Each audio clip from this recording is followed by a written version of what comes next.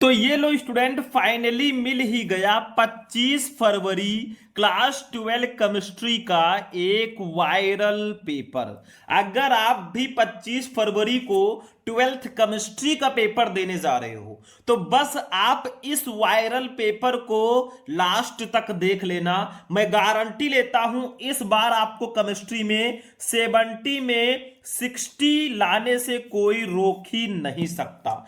ये वीडियो बहुत ज्यादा इंपॉर्टेंट है और जैसे ही मुझे केमिस्ट्री का ये वायरल पेपर मिला ना, मैंने देखिए इसका पूरा सॉल्यूशन लगभग 10 से 15 पेजेस में लिख रखा है और इस पूरे पेपर को सॉल्यूशन के साथ मैं इस वीडियो में बताने वाला हूं। ऐसा वीडियो आपको पूरे YouTube पर कहीं नहीं मिलेगा। चुपके से अगर आप आधी रात को ये वीडियो देख रहे हो ना, फिर भी इस पेपर को देखकर जरूर जाना। इसमें जितने भी क्वेश्चन हैं सारे वायरल क्वेश्चन हैं और आपके बोर्ड एग्जाम में बार बार आए हैं। यहां पे रोल नंबर डाल देना, यहां पे अपना नाम डाल देना, भाई जो भी आपका नाम हो वो यहां पर डाल देना, ठीक है। समय आपके पास रहेंगे टोटल 3 घंटे 15 मिनट का समय आपके पास रहेगा और पूर्णांक पूरे 70 नंबर का रहेगा, ठीक है।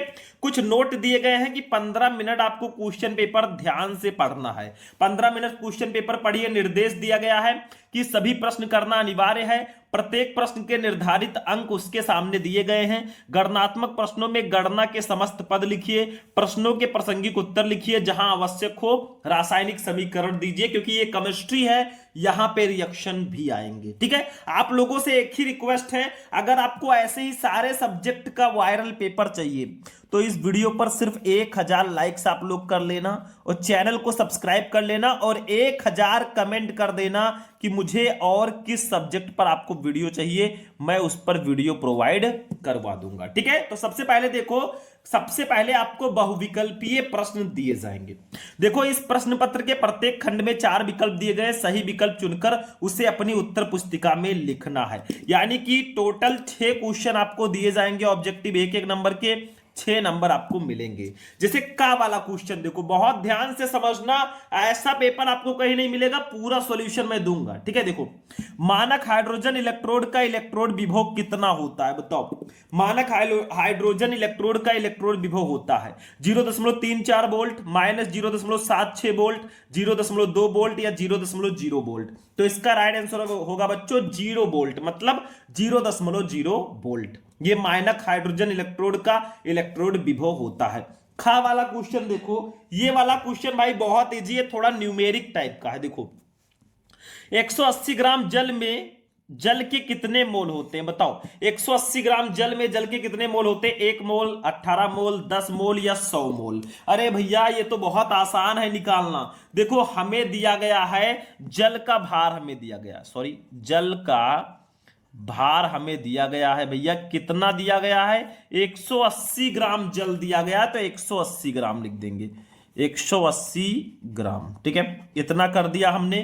फिर हमें जल का अणुभार पता ही है। देखो, जल का फॉर्मूला क्या होता है, सबको पता है, H2O, ठीक है। तो जल का अणुभार, अणुभार ये कितना होगा बच्चों?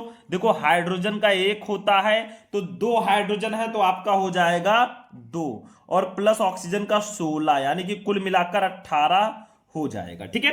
अब जल के मोलों की संख्या अगर आपको निकालनी है, वही पूछा गया है। जल के मोलों की संख्या, ठीक है। तो जल की अगर आपको मोलों की संख्या निकालनी है तो जल के भार से जल के अणुभार को डिवाइड कर दो। तो जल का भार अपान जल का अणुभार, जल का अणुभार, अणुभार, ठीक है। तो यहां पे क्या करो, भार को अणुभार से डिवाइड कर दो। भार जो है बच्चों वो है 180 ग्राम, 180, और अणुभार जो है वो 18 है। इसको कट करोगे 18 दो हम्मा 180, यानी कि जल के मोलों की संख्या आ गई बच्चों 10 मोल। कितना आ गया? 10 मोल। तो बताओ इसमें से कौन सा ऑप्शन सही होगा? यही जल के मोलों की संख्या होगी। तो बताओ 1 मोल, 18 मोल, 10 मोल या 100 मोल? अरे सिंपल है भैया, 10 मोल इसका सही आंसर होगा। कितना आसान हो गया, देखो गा वाला, द्वितीय कोटि की अपक्रिया के लिए वेग स्थिरांक की इकाई है। बताओ द्वितीय कोटि की अपक्रिया के लिए वेग स्थिरांक का मात्रक क्या होता है? Litre mole inverse second inverse, mole second inverse, litre second inverse या लीटर मोल सेकंड इनवर्स? तो इसका राइट आंसर होगा बच्चों litre mole inverse second inverse होता है द्वितीय कोटि की अपक्रिया के लिए वेग स्थिरांक का मात्रक। ठीक है, तो बस एक एक क्वेश्चन को ध्यान से लास्ट तक समझना, बाकी हम देख लेंगे। ठीक है, चलो अगला वाला क्वेश्चन देखते हैं बच्चों। अब चलेंगे घा वाले क्वेश्चन पे। ठीक, घा वाला, अभिक्रिया 2H2O2 that gives out 2H2O plus O2 के लिए Y बराबर KH2O2 है, ये अभिप्राय है। मतलब ये किस कोटि की अपक्रिया होगी? अरे भैया ये जो अभिक्रिया का वेग दिया गया है KH2O2, इसके ऊपर एक है, तो ये किस कोटि की अपक्रिया होगी? शून्य कोटि की अपक्रिया, प्रथम कोटि की अपक्रिया, द्वितीय कोटि की अपक्रिया या तृतीय कोटि की अपक्रिया? अरे सेकंड ऑप्शन सही होगा, ये प्रथम कोटि की अपक्रिया होगी, क्योंकि अपक्रिया के वेग में अभिकारक के घात एक है, तो ये प्रथम कोटि की अपक्रिया होगी। अंगा नंबर, नाइट्रोबेंजीन का उदासीन माध्यम में अपचयन कराने पर उत्पाद प्राप्त होता है। भैया जब हम नाइट्रोबेंजीन का उदासीन माध्यम में अपचयन कराएंगे, नाइट्रोबेंजीन का फॉर्मूला तो शायद आप सभी को पता होगा, C6H5NO2, C6H5NO2 होता है। ठीक है, तो नाइट्रोबेंजीन का उदासीन माध्यम में जब अपचयन कराएंगे तो उत्पाद प्राप्त होगा कौन सा? C6H5NH2 यानी कि एनिलीन, C6H5NHOH यानी कि फेनिल हाइड्रोक्सिल एमीन, एजोबेंजीन या पैरा एमिनोफिनॉल। अरे भैया इसका राइट आंसर होगा C6H5NHOH यानी कि फेनिल हाइड्रोक्सिल एमीन। जब आप नाइट्रोबेंजीन का उदासीन माध्यम में अपचयन कराएंगे तो आपका फेनिल हाइड्रोक्सिलेमीन बनेगा। चलो चा वाला क्वेश्चन देख लो बच्चों। चा वाला क्वेश्चन, निम्न में कौन सा योग कैनिजारो अपक्रिया नहीं देता? इसमें से कौन सा यौगिक है जो कैनिजारो अपक्रिया नहीं देगा? HCHO formaldehyde, CH3CH2CHO propanaldehyde, CCl3CHO chloral, CH3 का होल थ्राइस, CCHO। तो इसका राइट आंसर जो होगा बच्चों वो हो जाएगा दूसरा, CH3CH2CHO। ये जो है कैनिजारो अपक्रिया नहीं देता है, क्योंकि कैनिजारो अपक्रिया वो यौगिक देते हैं जिनमें अल्फा हाइड्रोजन परमाणु नहीं होते हैं। ठीक है, तो यहां पे 6 क्वेश्चन तो हो गए, एक एक नंबर के 6 नंबर आपको मिल गए। लेकिन अगर आपको पूरे केमिस्ट्री के ऑब्जेक्टिव क्वेश्चन का वीडियो चाहिए ना, यूट्यूब पे जाकर सर्च करना class 12 chemistry important objective question Shubham lecturer, आपको वीडियो मिल जाएगा। चलो अब दूसरे का देखेंगे। विशिष्ट चालकता से क्या तात्पर्य है, इसका मात्रक क्या होता है? बताओ विशिष्ट चालकता क्या होता है, इसका मात्रक क्या होता है? तो भाई इसको हम नहीं पढ़े तो क्या पढ़े, क्योंकि ये सेकंड चैप्टर का बहुत ही स्पेशल टॉपिक है। विशिष्ट चालकता, देखो किसी चालक के पदार्थ के विशिष्ट प्रतिरोध के व्युत्क्रम को उस चालक की विशिष्ट चालकता या केवल चालकता कहते हैं। ठीक है, इसको हम लोग डिनोट करते हैं कप्पा से, और कप्पा बराबर होता है 1/ρ। मतलब विशिष्ट प्रतिरोध के व्युत्क्रम को ही हम विशिष्ट चालकता बोलते हैं, तो कप्पा इक्वल टू हो जाएगा 1/ρ। अब यहां पे रो क्या है, कुछ बच्चे पूछेंगे बच्चों, तो रो है विशिष्ट प्रतिरोध। ये फिजिक्स में भी टॉपिक है, लेकिन वहां पे कप्पा के जगह पर हम सिग्मा लिखते हैं विशिष्ट चालकता को। ठीक है, तो ये है विशिष्ट प्रतिरोध। ठीक है, एकदम सिंपल सा है। अब देखो भैया इसका मात्रक क्या होगा, मात्रक भी थोड़ा सा समझ लीजिए। मात्रक क्या होगा, तो मात्रक वैसे बेसिकली अगर मैं बताऊं तो मैं डायरेक्ट लिख सकता था कि भैया इसका मात्रक होगा ओम इनवर्स मीटर इनवर्स। ठीक है, मीटर इनवर्स या साइमन सेंटीमीटर इनवर्स या साइमन सेंटीमीटर इनवर्स। ठीक है, ये इसका मात्रक हो जाएगा। लेकिन कैसे आएगा वो भी तो बताना जरूरी है। देखो यहां पे जो रो है ना, रो का मात्रक जो होता है बच्चों, रो इक्वल टू हमारा होता है RA/L। RA/L आप जितना मैंने बताया उतना लिख दोगे, नंबर मिल जाएगा। लेकिन मैं समझा दूं थोड़ा सा। R है प्रतिरोध, प्रतिरोध का मात्रक हो जाएगा ओम।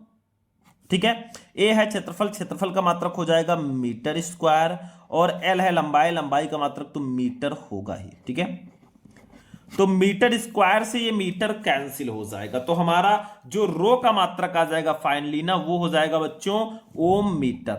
क्या हो जाएगा, ओम मीटर। अब भैया मैंने आपको बताया ही है अभी अभी कि कप्पा इक्वल टू 1/ρ होता है, तो कप्पा इक्वल टू 1/ρ अगर होता है तो रो का मात्रक क्या है, ओम मीटर है।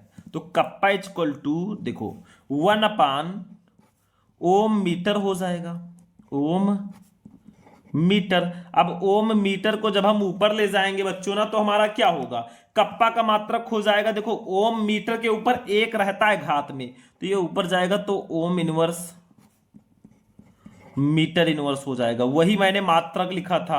अब यहां पे मैंने आपको प्रूफ करके भी दिखा दिया कि बच्चे इससे भी कंफ्यूज ना हो कि सर थोड़ा समझा दीजिए, तो मैंने समझा भी दिया। ठीक है, बस हो गया, समझ में आ गया, कुछ है नहीं, सिंपल है। चलो अगला क्वेश्चन देखेंगे बच्चों। सिल्वर नाइट्रेट के घोल में कॉपर की छड़ डालने पर घोल का रंग नीला क्यों हो जाता है? चलो भैया, अब हम ले लेंगे सिल्वर नाइट्रेट के घोल में कॉपर की छड़ डालने पर घोल का रंग नीला क्यों होता है? तो देखो होता क्या है, वैद्युत रासायनिक श्रेणी का प्रत्येक तत्व अपने से नीचे स्थित तत्वों को उसके विलयन से विस्थापित कर सकता है।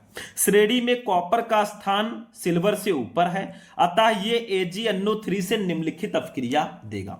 मतलब जब हम कॉपर की छड़ को सिल्वर नाइट्रेट के घोल में डालेंगे, AgNO3 के घोल में डालेंगे, तो हमारा बनेगा क्या, बहुत ध्यान से समझना, हमारा बन जाएगा Cu2+, मतलब क्यूप्रिक आयन, और प्लस हमारा बन जाएगा 2NO3-। अब आप कहेंगे फर्जी इधर N एक ही है, इधर 2 हो गया, तो यहां पे भी 2 लगा दो। ठीक है, और प्लस बन जाएगा 2Ag।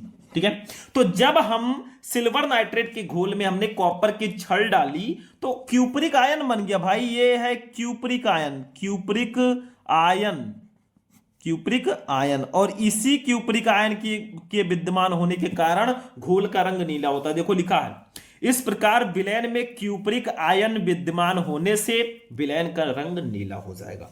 मतलब जब हम सिल्वर नाइट्रेट के घोल में कॉपर की छड़ डालेंगे तो क्यूप्रिक आयन बनेगा, और क्यूप्रिक आयन के उपस्थित होने के कारण ही विलयन का रंग नीला पड़ जाता है। ये बहुत ईजी है। ठीक है, Cu2+ की उपस्थिति के कारण। चलो अगला देख लो भैया, नेक्स्ट क्वेश्चन देख लो। अब देखिए स्टूडेंट, अगला वाला क्वेश्चन चलिए देखते हैं, ये भी क्लियर हो गया। अगला है नाइट्रोबेंजीन बनाने की 2 विधियां लिखिए भैया। नाइट्रोबेंजीन फॉर्मूला आपको पता ही होगा, C6H5NO2, C6H5NO2, या इसको संरचनात्मक सूत्र हम लिख सकते हैं। तो देखो हमें कुछ चीजें समझनी होंगी, तभी हम यहां पे नाइट्रिक अम्ल को नाइट्रोबेंजीन बनाने की 2 विधियां मैं बता देता हूं। सबसे पहले चीज, आप बेंजीन ले लो C6H6, उसकी अपक्रिया करा दो नाइट्रिक अम्ल से HNO3 से, इसका रिएक्शन करा दो। ठीक है, उपस्थिति किसकी रहेगी वो भी मैं बता देता हूं। ऊपर सांद्र H2SO4 रहेगा। ठीक है, और 50 से लेकर 60 डिग्री सेंटीग्रेड तक टेम्परेचर रहेगा। तो हमारा बनेगा क्या, देखो यहां पे C6H5 यहां से ले लेंगे, C6H5, और NO2 ले लेंगे, NO2 ले लेंगे। बचा क्या, H बचा, यहां पे एक H बचा, 2, और O बचा, यानी कि H2O बाहर निकल जाएगा। ये पहला तरीका है कि हम बेंजीन की नाइट्रिक अम्ल के साथ सांद्र H2SO4 की उपस्थिति में 50 से 60 डिग्री सेंटीग्रेड पर गर्म करेंगे तो नाइट्रोबेंजीन बनेगा। इसका नाम है बेंजीन, और HNO3 का नाम है नाइट्रिक अम्ल, लिख लेना। ये है बच्चों नाइट्रोबेंजीन। क्या है ये, नाइट्रोबेंजीन, बेंजीन। तो ये बेंजीन की सहायता से हम इसको बना सकते हैं, ऊपर लिख देना बेंजीन से। दूसरा तरीका है बच्चा पार्टी, दूसरा जो तरीका है वो है बेंजीन डायजोनियम क्लोराइड से भी बना सकते हैं। देखो ऐसे लिख देना बेंजीन, ऊपर लिख देना बेंजीन से, और ये बेंजीन डाइएजोनियम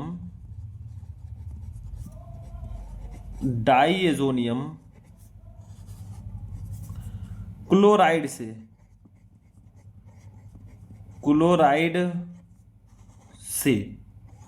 तो बेंजीन डायजोनियम क्लोराइड से भी हम बना सकते हैं। ठीक है, तो देखो कैसे बनाएंगे, बहुत ध्यान से समझना।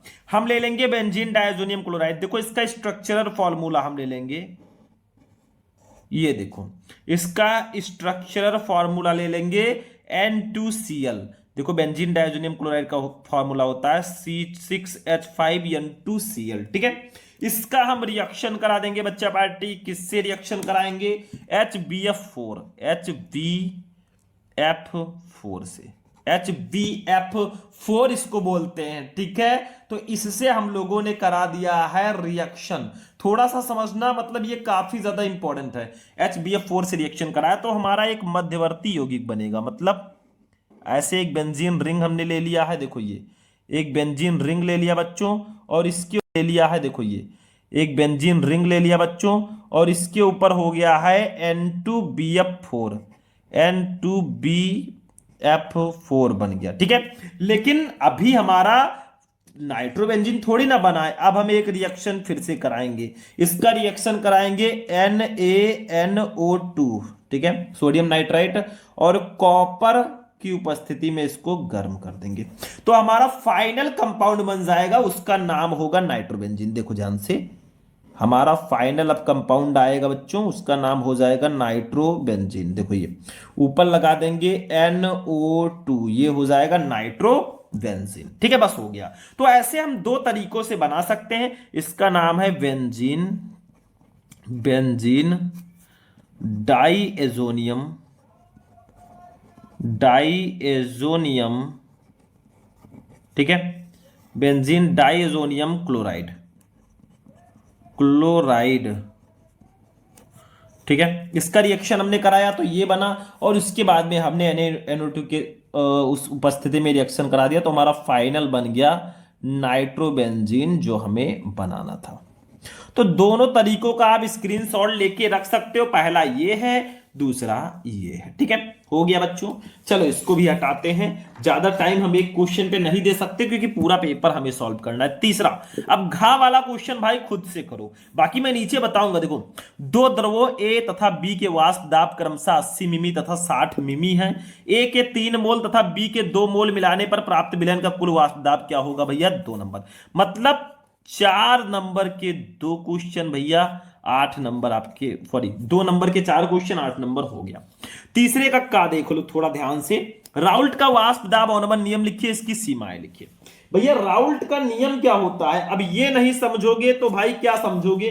केमिस्ट्री में नियम कोई भी हो, चाहे हेनरी का नियम हो, राउल्ट का नियम हो, कोलरॉस का नियम हो, या फैराडे के विद्युत अपघटन का नियम हो, कुछ भी नहीं छोड़ना मेरे भाई। तो राउल्ट का नियम देखो, राउल्ट का वाष्प दाब अवनमन नियम लिखिए, इसकी सीमाएं लिखिए। 2 नंबर में अक्सर ये क्वेश्चन आता है और ये मोस्ट इंपॉर्टेंट है। देखो, राउल्ट के नियम के अनुसार किसी विलयन के वाष्प दाब का आपेक्षिक अवनमन विलेय पदार्थ के मोल प्रभाज के बराबर होता है। जैसे P0 ये है शुद्ध विलायक का वाष्प दाब, माइनस PS ये है विलयन का वाष्प दाब, अपान P0, ठीक है। इसको पूरे को बोलते हैं विलयन के वाष्प दाब का आपेक्षिक अवनमन। ये किसके बराबर होगा? विलेय के मोल प्रभाज के बराबर होगा। विलेय का मोल प्रभाज क्या होता है? विलेय के मोलों की संख्या स्मॉल n अपान विलेय के मोलों की संख्या स्मॉल n प्लस विलायक के मोलों की संख्या कैपिटल N। यही फॉर्मूला होता है और यही राउल्ट के नियम का फॉर्मूला हो जाएगा। ये विलेय का मोल प्रभाज है। देखो, विलेय के मोल प्रभाज का फॉर्मूला मैंने बताया था, विलेय के मोलों की संख्या अपान विलेय प्लस विलायक दोनों के मोलों की संख्या। ऐसे मोल प्रभाज हम निकालते हैं। तो किसी विलयन के वाष्प दाब का आपेक्षिक अवनमन P0 माइनस PS अपान P0 बराबर वो विलेय के मोल प्रभाज के बराबर होगा भैया। अब देखो ये सब आखिर है क्या, P0 क्या है, ये सब क्या है, थोड़ा सा समझ लेंगे हम। P0 क्या है? ये है शुद्ध विलायक का वाष्प दाब, शुद्ध विलायक का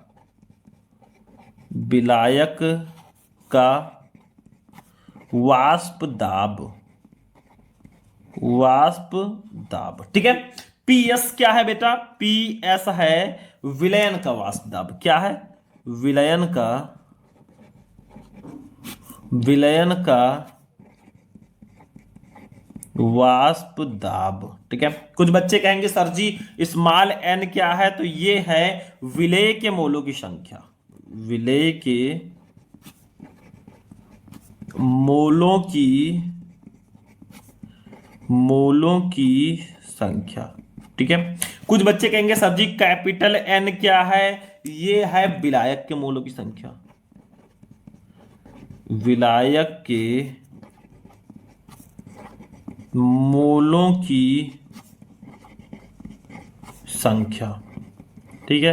तो यही हमारा होगा राउल्ट का नियम। ठीक है, सीमाएं देख लो बच्चों, इसकी सीमाएं क्या है तो देखो, राउल्ट का नियम तनु विलयनों पर लागू होता है। सांद्र विलयन राउल्ट के नियम से विचलन प्रदर्शित करते हैं। मतलब राउल्ट का नियम जो है ना वो तनु विलयनों पर लागू होगा, सांद्र विलयन राउल्ट के नियम से विचलन प्रदर्शित करेंगे। दूसरा, यह नियम केवल अवाष्पशील पदार्थों के विलयनों पर लागू होता है। मतलब राउल्ट का नियम जो है ये नियम केवल अवाष्पशील विलयनों के पदार्थों के विलयनों पर लागू होगा। तीसरा, वैद्युत अपघट्यों के विलयनों पर राउल्ट का नियम लागू नहीं होता है। जो विद्युत अपघट्य के विलयन होंगे उस पर राउल्ट का नियम लागू नहीं होगा। चौथा, जो पदार्थ विलयनों में संगुणित हो जाते हैं उन पदार्थों के विलयन भी राउल्ट के नियम का पालन नहीं करते। बस यही राउल्ट के नियम की सीमाएं। हो गया, समझ में आ गया, कुछ है नहीं, बहुत सिंपल सा था। मैंने कहा था ना कि क्वेश्चंस जो होंगे ज्यादातर सिंपल वाले होंगे, मतलब हलवा होंगे, समझ लो। अब ये हलवा मैंने लिया नहीं है, ये इंपॉर्टेंट क्वेश्चन है सारे के सारे। ठीक है, चलो आगे बढ़ते हैं, इसको भी मैं हटाऊंगा बच्चों और चलेंगे अपने नेक्स्ट क्वेश्चन पे। देखा करो, एक एक क्वेश्चन को बस समझते चलो। अगला, Mn3 प्लस आयन की अपेक्षा Mn2 प्लस आयन अधिक स्थायी होते हैं, क्यों? भैया Mn3 प्लस आयन की अपेक्षा Mn2 प्लस आयन अधिक स्थायी क्यों होते हैं? तो देखो, मैं एक ट्रिक बता देता हूं, बाकी मैं डिस्क्राइब तो नहीं करूंगा यहां पे, लेकिन हाँ समझा दूंगा कि आखिर ऐसा होता क्यों है। देखो बच्चों, Mn जो है ना, Mn इसका जो परमाणु क्रमांक होता है वो होता है 25। कितना होता है? 25। तो अगर इसका इलेक्ट्रॉनिक विन्यास हम लोग करते हैं, Mn की मैं बात कर रहा हूं, तो 1s2, ठीक है, 2s2, 2p6, 3s2, ठीक है, 3s2, 3p6, 3p6, ठीक है, और 3d5, 3d5 और 4s2 होगा। ठीक है, लेकिन अगर बात आ जाती है Mn2 प्लस की, Mn2 प्लस की, तो इसमें से 2 इलेक्ट्रॉन निकले हैं। अब इसका जो परमाणु क्रमांक होगा वो हो जाएगा 23। कितना होगा बच्चों? मतलब कितना होगा, 2 कम हो जाएंगे 25 में से, तो 23 हो जाएगा। ठीक है, अब इसका भी हम इलेक्ट्रॉनिक विन्यास कर देते हैं। तो इसका जब हम इलेक्ट्रॉनिक विन्यास करेंगे ना तो कुछ ऐसे होगा, 1s2, 2s2, 2p6, 3s2, 3p6 और 3d5, सॉरी 3d5। तो अगर आप लोग देखें ना इसका इलेक्ट्रॉनिक विन्यास जब हमने किया Mn2 प्लस का, तो देखो डी उपकोष, डी जो हमारा ऑर्बिटल होता है उसमें 5 उपकोष होते हैं। कितने? 5। थोड़ा सही से नहीं बना है बेटा, तो आप लोग मैनेज कर लेना, 3 4 5 होते हैं। ठीक है, तो अगर हम इसको भरेंगे, जब इसमें हम इलेक्ट्रॉन्स को भरेंगे ना, तो एक एक इलेक्ट्रॉन सब में होगा। देखो, एक इसमें हो गया, एक इसमें हो गया, एक इसमें हो गया, एक इसमें हो गया, एक इसमें हो गया। मतलब यहां पे आधा आपका डी कक्षक भरा हुआ है। देखो, आधे और पूरे भरे हुए जो ऑर्बिटल होते हैं ना वो अधिक स्थायी होते हैं। तो देखो इसमें आधा भरा हुआ है। लेकिन अगर यहीं पर हम बात करें Mn3 प्लस की, क्योंकि Mn2 प्लस और Mn3 प्लस के बारे में कहा गया, तो Mn3 प्लस अगर होगा तो 25 में से 3 घटेगा तो ये 22 हो जाएगा। ठीक है, अब इसका जब हम इलेक्ट्रॉनिक विन्यास करेंगे तो सेम प्रोसेस थोड़ा सा समझ लो, 1s2, 2s2, 2p6, 3s2, 3p6 और 3d4 हो जाएगा, 3d4। ठीक है, तो यहां पे अगर आप लोग देखें ऑर्बिटल्स को थोड़ा सा देखेंगे ना, तो देखो ध्यान से, यहां पे क्या होता है, यहां पे भी डी लास्ट में है, तो 5 उपकोष तो इसमें भी होंगे भैया, ऐसे ऐसे। ठीक है, लेकिन यहां पे देखा जाए तो 1 इलेक्ट्रॉन, 2 इलेक्ट्रॉन, 3 इलेक्ट्रॉन, 4 इलेक्ट्रॉन, इसमें जो है ये आधा भी नहीं भरा है, एक एकदम खाली है। तो ये कम अस्थाई होगा बच्चों, ये कम अस्थाई होगा। क्यों? क्योंकि ये भरा नहीं है। तो रीजन मैं बोल दे रहा हूं, आप लोग रीजन जरूर लिख दीजिए। और इसमें जो है, इसमें आधा भरा हुआ उपकोष जो है, आधा भरा हुआ है। ठीक है, तो आप लोग एक रीजन लिख देना, मैं बोल रहा हूं आप लिख देना। देखो ध्यान से, आधे और पूरे भरे हुए ऑर्बिटल अधिक स्थायी होते हैं। Mn2 प्लस में 3d पर 5 इलेक्ट्रॉन है जो कि आधा भरा हुआ है यहां पे, ठीक है। इसलिए Mn3 और Mn3 प्लस में क्या है कि एक खाली है, ठीक है। तो इसीलिए Mn2 प्लस जो है Mn3 प्लस से ज्यादा स्थायी होगा, ठीक है। ये रीजन है, बाकी आप लोग अपनी तरफ से समझ लेना। चलो बच्चों, घा वाला क्वेश्चन देख लो। लिगैंड क्या है, उदाहरण देखिए भैया, लिगैंड क्या होते हैं।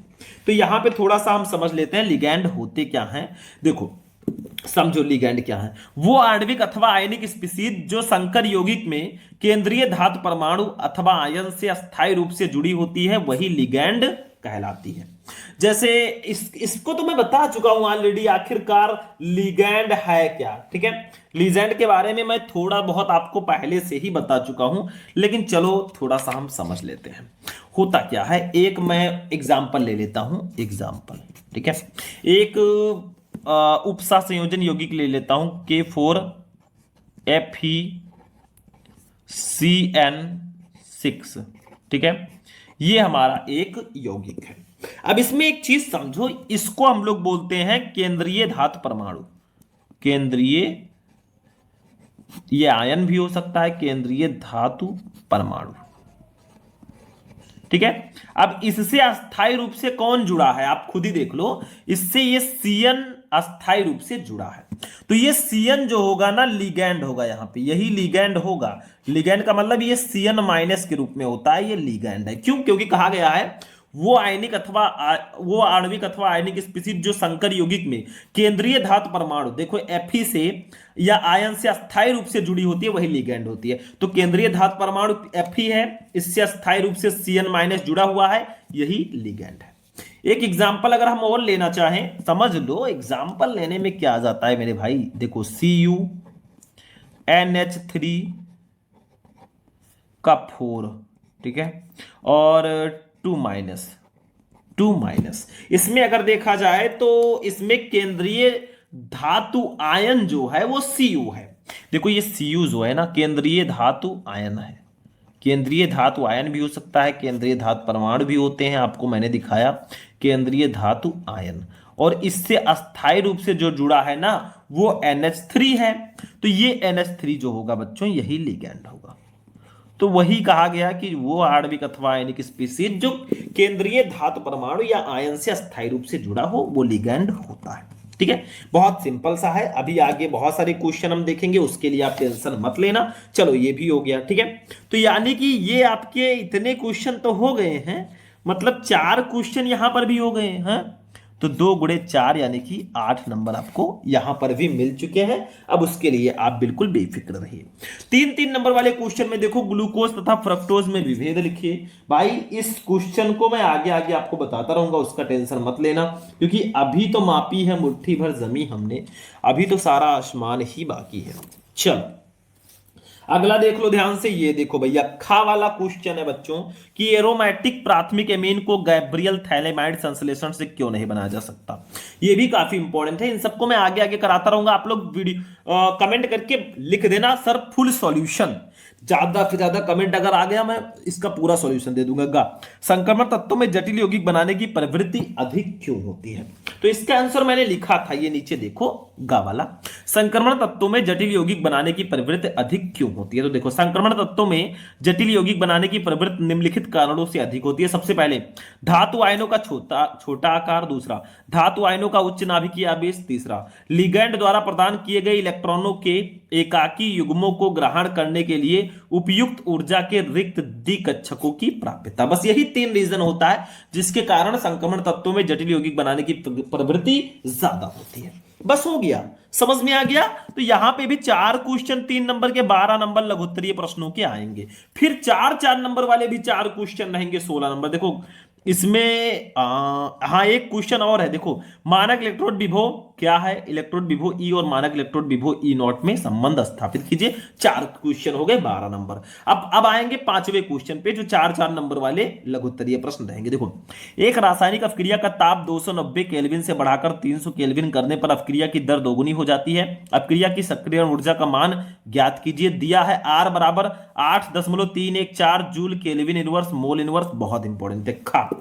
एक दंतुर द्विदंतुर तथा उभय दंतुर लिगेंड से क्या तात्पर्य है? प्रत्येक के 2 उदाहरण लिखिए 4 नंबर। गा सिस समायोता और ट्रांस समायोता की परिभाषा लिखिए 4 नंबर। और घा एथेनॉल बनाने की रासायनिक विधि का वर्णन कीजिए तथा रासायनिक समीकरण भी लिखिए। एथेनॉल से मेथेनॉल परिवर्तन का रासायनिक समीकरण लिखिए। भैया 4 नंबर वाले क्वेश्चंस के लिए मुझे अलग से स्पेशल क्लास आपके लिए लाना पड़ेगा। आप लोग वीडियो में कमेंट कर देना सर फुल सॉल्यूशन, मैं इसका पूरा सॉल्यूशन ले आऊंगा। लास्ट वाला क्वेश्चन कभी कभी 5 नंबर में आता है। एथेनॉल मतलब C2H5OH, इसी को हम एथिल अल्कोहल या इसका आईपीएससी नेम होता है एथेनॉल भी इसको हम बोलते हैं। चलो अब चलते हैं 6 पे। भैया 5 नंबर वाले क्वेश्चन टोटल 4 रहेंगे और 20 नंबर मिलेंगे। वैसे रहेंगे तो 8 क्वेश्चन, क्यों? क्योंकि एक क्वेश्चन में आपको 2 ऑप्शन मिलेंगे, दोनों में से एक ही करना। 6 का ऐसी 2 अभिक्रियाएं दीजिए जिनसे फिनॉल की अम्लीय प्रकृति प्रदर्शित होती है। फिनॉल की अम्लता की तुलना एथेनॉल से कीजिए 5 नंबर। अथवा लगा है बेटा। फिनॉल तथा ईथर के मुख्य उपयोग लिखिए 5 नंबर। दोनों में से कोई एक कर दो, 5 नंबर आपका फिक्स है। खा अब ये क्वेश्चन, ये रिएक्शन तो आएगा ही आएगा हमारे केमिस्ट्री में। देखो क्या होता है जब केवल रासायनिक समीकरण लिखें, जैसे एक एक नंबर के 5 क्वेश्चन रहेंगे, केवल आपको केमिकल रिएक्शन ही लिखना है, समझे? वो डिटेल में मत लिखना। देखो फर्स्ट, मेथिल क्लोराइड की अपक्रिया केसियन से होती है। दूसरा, फॉर्मेल्डिहाइड फेहलिंग विलयन के साथ अपक्रिया करता है। तीसरा, क्लोरोफॉर्म को चांदी के चूड़ के साथ गर्म किया जाता है। चौथा, बेंजोइक अम्ल को सांद्र H2SO4 की उपस्थिति में हाइड्राजोइक अम्ल के साथ अपकृत कराया जाता है। पांचवा, फिनॉल का एसिटिलीकरण पिरिमिडीन की उपस्थिति में होता है। बच्चों के लिए वीडियो है, ठीक है? तो मतलब एक एक क्वेश्चन को बस ध्यान से समझते चलो। अगला देखो बच्चों, नेक्स्ट क्वेश्चन हमारा है, देखो ये अथवा लगा है, कैसे प्राप्त करेंगे केवल रासायनिक समीकरण दीजिए बच्चों। 5 नंबर का ये भी आएगा, ठीक है? और ये भी काफी ज्यादा इंपॉर्टेंट है, तो चलो इसको भी समझ लेते हैं भैया। इसमें भी 5 क्वेश्चन टोटल रहेंगे। कितने? 5 क्वेश्चन। देखो फर्स्ट है, ग्रिग्नार्ड अभिकर्मक से एसिटिक एसिड। दूसरा, एसीटोन से क्लोरोफॉर्म। तीसरा, एसिटिक अम्ल से एसिटोमाइड। चौथा, फिनॉल से टॉलुइन। पांचवा, फिनॉल से एनिलीन। देखो कैसे प्राप्त करोगे, टॉपिक के भी रिएक्शन में बता चुका हूं, आप लोग यूट्यूब पे सर्च करना। यहां पे एक क्वेश्चन मैंने शायद छोड़ दिया था बच्चों, ये खा वाला क्वेश्चन देखिए, फैराडे के विद्युत अपघटन का प्रथम नियम लिखिए। ये शायद मैंने ध्यान नहीं दिया, चलो अभी मैं बता देता हूं फैराडे के विद्युत अपघटन का प्रथम नियम, फिर आगे बढ़ते हैं। देखो ये फैराडे के विद्युत अपघटन का प्रथम नियम, ये मैं आपको पहले भी बता चुका हूं, देखो ध्यान से। इस नियम के अनुसार विद्युत अपघटन की प्रक्रिया में किसी इलेक्ट्रोड विशेष पर मुक्त अथवा एकत्रित पदार्थ का द्रव्यमान विलयन में प्रवाहित की गई विद्युत की मात्रा यानी कि कुल आवेश के समानुपाती होता है। देखो हमने लिया है एक जार, इसमें हमने सोडियम क्लोराइड विद्युत अपघट्य ले लिया है। अब भाई विद्युत अपघट्य है तो उसमें आवेश भी होंगे, जैसे क्यों आवेश है, और इस जार में 2 इलेक्ट्रोड हैं, एक है कैथोड, दूसरा है एनोड। कैथोड नेगेटिव होगा, एनोड पॉजिटिव होगा। अब होता क्या है, जब सोडियम क्लोराइड का विद्युत अपघटन होगा ना, तो ये Na+ और Cl- आयनों में टूट जाएगा। तो देखो इस नियम के अनुसार विद्युत अपघटन की प्रक्रिया में, जब यहां पे विद्युत अपघटन की प्रक्रिया होगी तो इलेक्ट्रोड विशेष पर मुक्त अथवा एकत्रित पदार्थ का द्रव्यमान, देखो ये इलेक्ट्रोड जो है ना, इस पर कुछ पदार्थ एकत्रित होंगे, तो इस पदार्थ का द्रव्यमान जो स्मॉल w है ना, वो विलयन में प्रवाहित की गई विद्युत की मात्रा यानी कि कुल आवेश के समानुपाती होगा, यानी कि W समानुपाती Q। अब क्योंकि Q = IT होता है, हम फिजिक्स में पढ़े हैं भैया, Q = IT, तो W समानुपाती IT हो जाएगा। अब IT को जब हम हटाएं, जब इस यहां पे समानुपाती के चिन्ह को हटाएंगे तो W = ZIT हो जाएगा। Z है समानुपाती स्थिरांक या विद्युत रासायनिक तुल्यांक, ठीक है? तो यहां पर हमने समझ लिया भाई, आगे भूल गए थे तो यहीं पे आंसर समझ लिया, ठीक है? चलो अब चलते हैं लॉन्ग क्वेश्चन पे। अगले 2 क्वेश्चन हमारे हो चुके हैं, 2 और बचे हैं। देखो सातवां, प्रयोगशाला में फॉर्मेल्डिहाइड यानी कि HCHO बनाने का वर्णन कीजिए। फर्स्ट, सांद्र NaOH घोल तथा अमोनिया के साथ होने वाली क्रियाओं को समीकरण सहित दर्शाइए। हवा लगा है, नहीं पता तो ये कर लो। प्रयोगशाला में शुद्ध एसिटल्डिहाइड बनाने का वर्णन कीजिए, रासायनिक समीकरण भी दीजिए, इसके कुछ प्रमुख रासायनिक गुण भी दीजिए। 5 नंबर, तो दोनों में से कोई एक कर दो, 5 नंबर फिक्स है। खा, प्रोटीन की द्वितीयक संरचना से आप क्या समझते हैं? प्रोटीन की संरचना को स्थायित्व प्रदान करने वाले कारकों को लिखिए। अथवा लगा है। एमिनो अम्ल क्या है, इसका वर्गीकरण कैसे किया जाता है, उदाहरण देकर समझाइए। बस हो गया, पूरा पेपर कंप्लीट हो गया।